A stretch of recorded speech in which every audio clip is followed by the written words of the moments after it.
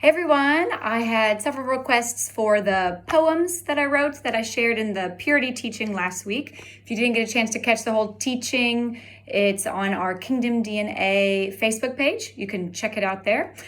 So I just thought I'd share the poem. So the context is purity, and the poem, the way the Lord led me to write it is it's like a conversation between a girl and God about her relationship with her boyfriend. So FYI, I would rate it to at least PG-13. I'm very blunt and straightforward with these things. So if you have any young ears around, just FYI. But here is the poem. This one is There Is No Line. God, this purity stuff, I just don't get it. Where's the bullseye? I'll aim to hit it. If you could just tell me exactly what to do, I promise that I would listen to you. Is there a magic pill I can swallow? A list of do's and don'ts to follow?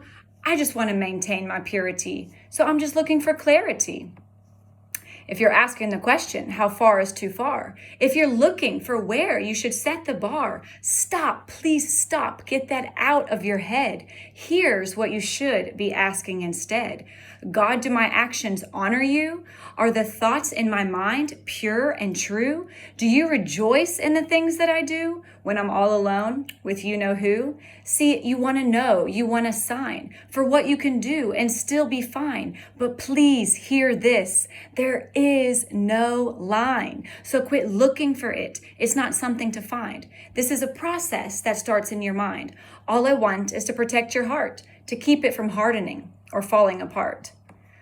But we love each other. Is this really fair to say this pleasure we can't share?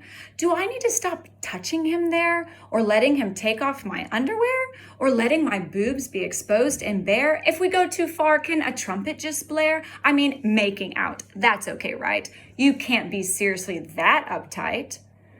Well, you tell me, let's think this through. When you're making out, what happens to you? Why do you need to be behind closed doors? What happens when his whole body is on top of yours? But God, you see, I have this ring, referencing a purity ring, if you don't know the cultural context. But God, you see, I have this ring, so I would never do that thing. When I got it, the promise that I said is that I'm waiting until I'm wed. What is this thing to which you refer? Do you think sex is all I hope you defer? The biggest problem that I see is that you think your virginity is the same as purity. It's about more than just not having sex. It's about everything, even sweet little pecks. Now listen close. There's no set of rules. I'm not saying these things to be cruel. I've just seen the destruction and pain when people lose self-control and can't refrain. Don't get me wrong. I think sex is great. I mean, I created it. It's not something I hate, but it's not meant to be something you do on a date. I'm not trying to punish you by insisting you wait. I want to protect your heart before it's too late. In marriage, intimacy is a beautiful thing. It's so much more than just some crush or fling. No shame or pain should it ever bring once you've said I do and exchanged your rings. I guess I see what you're talking about. My boyfriend and I just started out, kissing and hugging, innocent things. But we found what our temptation brings. One thing always led to another. It was hard to let go of each other. Satan was always lurking around, and in his grip we were always bound. So our purity was nowhere to be found. So do you see why I told you to flee from all sexual immorality? To flee means to run, to get away fast, not waiting and thinking of questions to ask.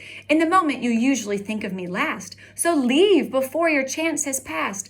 And remember my promise in 1 Corinthians 10. I'll always provide a way out for you when you feel like you're tempted beyond what you can bear. Just listen and I'll help you get out of there.